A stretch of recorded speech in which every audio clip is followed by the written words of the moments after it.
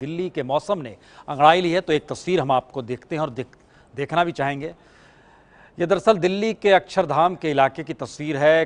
तूफान तो नहीं है, लेकिन तेज हवा है, बारिश है और इन सब के बीच लगातार इस बात का एहसास था कि क्या वाकई तूफान जिस रूप में लगातार दिखाया जा रहा था, बताया जा रहा था, उसके लिए स्कूल बंद कर दिए गए थे। लगातार ये था कि तेज हवा चलेगी, अगर 90 किलोमीटर की रफ्तार से चलेगी तो मेट्रो तक की स्पीड 40 कर दी जाएगी। लेकिन बहरहाल बरसात हुई है, राहत है, मौसम अनुकूल हो गया है या कहीं अच्छा हो गया है। तो ये एक स्थिति है दिल्ली की।